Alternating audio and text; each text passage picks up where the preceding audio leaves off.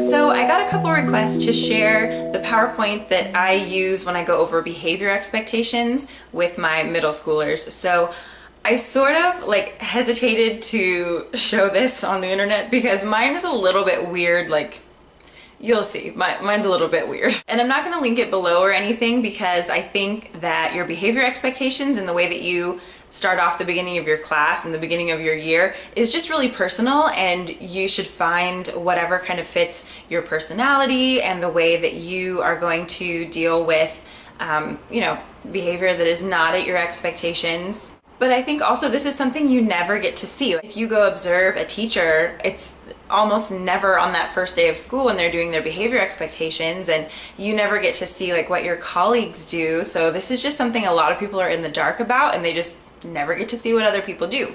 So I'll insert the PowerPoint slide into the video and then explain kind of what I feel like I have to explain myself pretty thoroughly after every single one. So anyway, this is my first clip.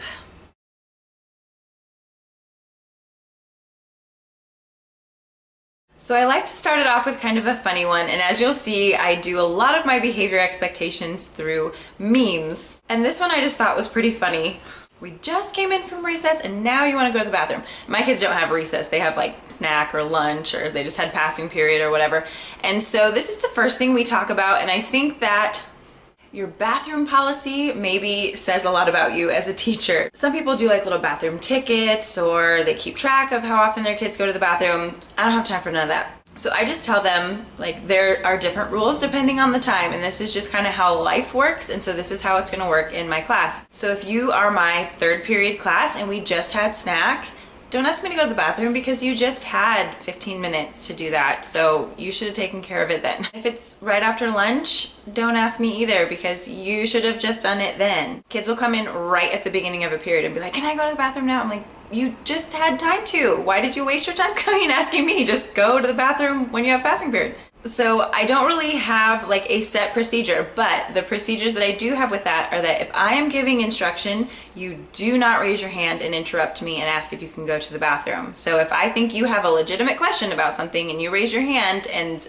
derail us and throw us off just to ask if you can go to the bathroom, I'm not going to be happy. And my sixth graders always come in doing this thing. I guess this is what they did in elementary school. Like this means they have to go to the bathroom, and like something else means get a drink or whatever, which I think is super cute. I kind of love that. But still, if I'm giving you instructions about something, no, you can't go to the bathroom because you need to know this too, and I'm not going to repeat it just for you later. You just need to listen, and then when I'm finished and we're working on whatever, then sure, come up and ask me like, oh, can I run to the bathroom really quick? Yeah, no problem. This is just a thing in life. If I'm in the middle of a wedding ceremony or something like that, I can't go to the bathroom. I've got to wait until an appropriate time. So I just kind of use this as like a teaching tool also, just for them to learn like an appropriate time to ask a type of question like that, or an appropriate time to leave the room. They need to start being aware of things like this. And they get it wrong at first, they'll interrupt and I'm like, nope, now is not the time when you would ask that, so no. So I know that's not a very clear-cut procedure, but that's just one of the things that is kind of nuanced and you have to learn it. Plus I always tell them, yeah, I have to go to the bathroom too. Can I go right now? No, I wish I could, but I have to wait all the way until lunch. So you can hold it until we're finished with this too. My next slide is my favorite.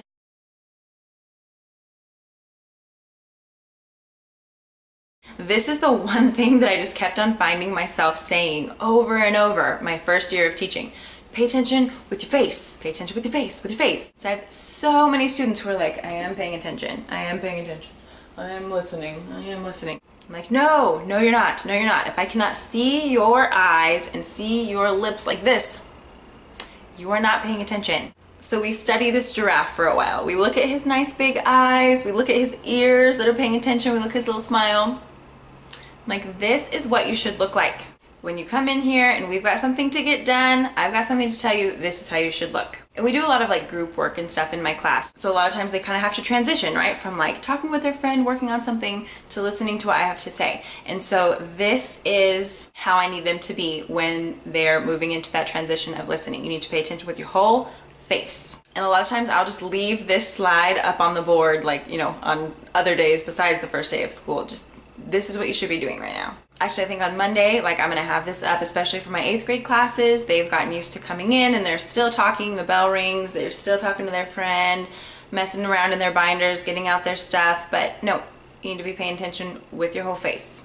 And with the 6th graders, I just kind of tell them like, I'm not seeing any of these giraffe faces. If the baby giraffe can do it, you can do it. You need to look like that baby giraffe. And so with them, it's a little easier too, because I'm like, all right, do your best baby giraffe impression. Show me what that looks like. Show me with your eyes, show me with your mouth. And this is kind of what works for me. I cannot handle the like, class, yes, yes, yes. Any of those little like call and response things that are like, really cheesy.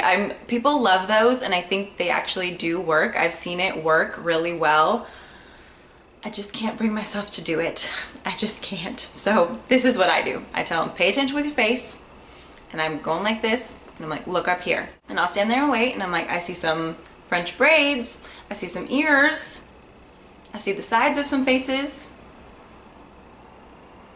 And you know, they know who I'm talking about. They kind of start poking each other like, okay, look up there. So that's my expectation for my students when I'm trying to give them some instructions or directions. You should be paying attention with your face. Okay, the next thing is just my expectations right at the beginning of class.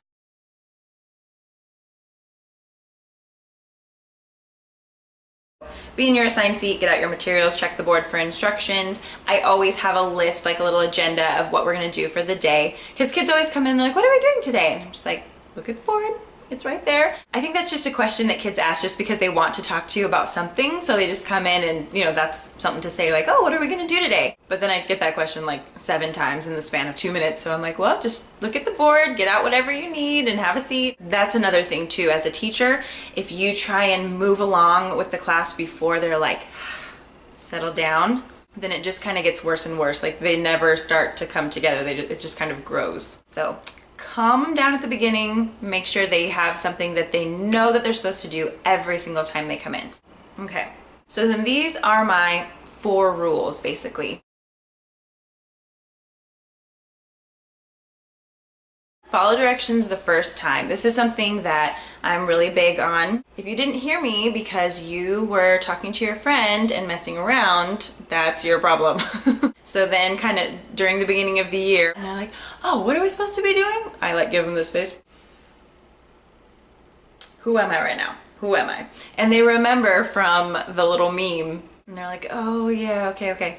And I tell them stuff too, like, just because you think that your conversation is more important than the instructions I'm giving to you, maybe the person sitting next to you doesn't, and they actually came to school to learn today and they are trying to figure out what their homework assignment is and they wanted to write it down and you're distracting them, and that's not fair. You don't get to do that. You don't get to steal time and steal attention and steal focus from the entire class just because you feel like having a conversation. So you need to be listening and you need to be following directions the first time. This second one, respect your classmates and teacher.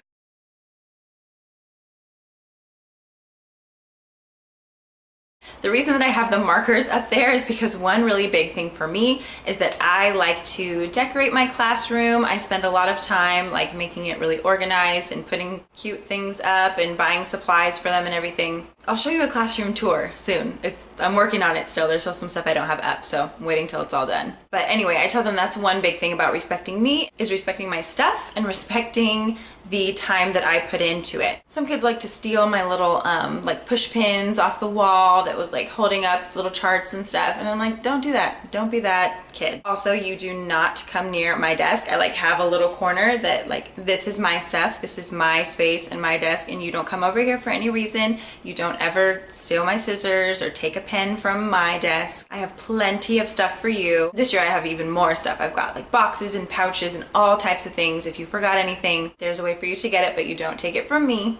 That's a big thing for respecting me. And then we talk about respecting our classmates as well, especially with US history. I just kind of give them a little preview about how when we talk about US history, we're going to talk about all of the different people who have had an impact on US history and all the different people who've lived here and the ways that people treated each other, and sometimes it was not good and it's going to be uncomfortable, and your reaction might be to kind of laugh about it just because you're uncomfortable. I understand. I kind of do the same thing too, but we've got to be mature, we've got to be respectful, we've got to be able to talk about things that are uncomfortable so that we can learn from them and grow from them. And if we don't have an atmosphere of respect among all of us, all of your classmates, and with me, and if I'm not respecting you, then that's going to be really hard to do. So that's just something I kind of lay out there on the first day. This next one, raise your hand before leaving your seat or talking. I also explained to them here, like, I know it always seems like your teachers just want to control every little thing you do, like don't open your mouth until I tell you, don't stand up until I tell you. But I just tell them, like, look around right now. We've got 36 kids in this little tiny room. This is like not even a normal situation. Like normally this many people are not in this small of a room. If we are all talking at the same time, none of us can hear what's going on. If you're all asking me a question at the same time, I can't answer anyone's question. If you all stand up at the same time and like, or 5 people are trying to throw something away at once, we all have to stop what we're doing. And it just doesn't work. So we have to take turns talking. We have to take turns getting up and leaving our seats. I just try and make it clear to them, like, I'm not trying to control every little movement of your life. We've got stuff to do, and this is just kind of the way that it has to be. A big thing to me also is do not speak while I'm giving you directions. This is part of that, raise your hand before you speak. And I let them know in my class you are going to have lots of time where you talk to each other and you talk to your group or you talk to a partner or you have a little downtime to work on a project and you can chat a little bit. There's going to be a lot of that. But when I need your attention and I need to give you instructions that you're going to need to follow that first time, do not speak. Do not interrupt me with a question. I don't answer questions while I'm still giving instruction. So be quiet, put your hand down. We'll get to you in a minute. And this fourth one,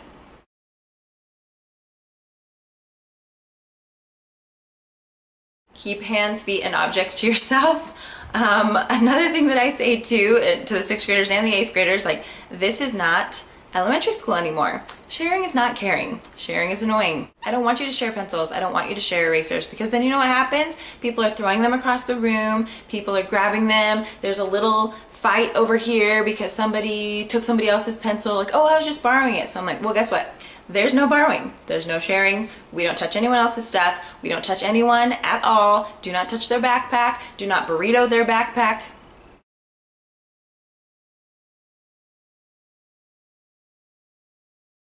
Do not hide things from them, nothing. We don't touch each other's stuff. We don't touch each other. There's just no reason for it at all. If you need something, I've got extra stuff.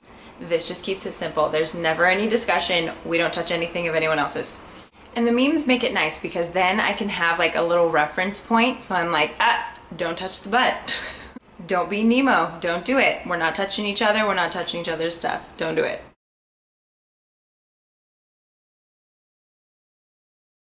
Okay, so then if you cannot handle these things, the first thing that I say is just we need to redo it. So if you walked by and grabbed somebody's pencil off their desk, the first thing is we're gonna redo that. Back up, try it again without grabbing somebody's pencil. I mean, this is basically a warning, right? So if I'm giving instructions and somebody's talking over me, we're gonna redo that. I'm gonna say this one more time and you are not going to interrupt me. Let's try that. And if we still can't handle that, then I have a behavior reflection sheet, which I'll show in a minute. If you're grabbing people's stuff or touching people or interrupting or whatever, doing any of these things that we've already discussed and you can't handle being part of this group, then you're going to need to remove yourself from the group and go think about why it is that you can't do this. So then they fill out a behavior reflection sheet and maybe you can just fix your behavior on your own and that'll be the end of it. If not, we'll call your parents and maybe it'll help you to remember if they take away your phone for a week or don't let you go to the street fair on Friday or something like that. So maybe your mom will have some ideas to help me out. And they're like, oh, don't call my mom. And then at my school they have snack and lunch detention that I can send the kids to. And they always ask here, like, why wouldn't you send me detention before calling my mom? Like, wouldn't it make more sense to just give me detention first? But I'm like, no. I want to see if your mom has some ideas first before I take away your snack and lunch. And by the way, they still get to eat and everything. It's just that they don't get to hang out with their friends. They have to hang out in a certain room and be quiet and sit there for detention. And this helps because sometimes kids can't stay after school for detention because they have to take the bus. So we can't make them do that. So we just take away their fun time at school if they're trying to do all their fun time during class. And then lastly, if you still cannot get yourself together, then maybe you need to go talk to the vice principal or the counselor and maybe there's something that they can do for you. So I'm gonna send you on down there.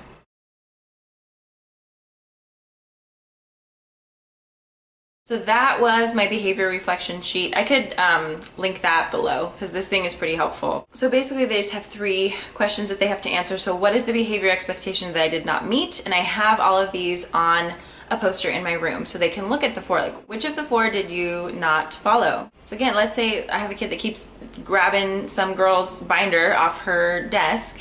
Okay, the behavior expectation that you didn't meet was keep your feet, hands, objects, everything to yourself. You weren't doing that. I should follow this expectation because, and they need to think about this, why do we have this rule? What kind of problems does it cause when you're constantly grabbing people's stuff? They can't concentrate, they're trying to get things done, they can't find their things, it's distracting, it's taking away from everybody else being able to learn. So this is why you should not do this. And then what I could have done instead, and here's where I kind of call them out, like you could have just not grabbed somebody's stuff, or if you had forgotten your things, you could ask me for a backup, or you could just bring your own stuff to begin with. Or if you were just kept taking this girl's binder because you like her and that's your way to try and get her attention, maybe we should teach you some better moves and you should try complimenting her shoes instead of taking her stuff. And then they get all really concerned that I just let their secret out, that that's why they do that half the time.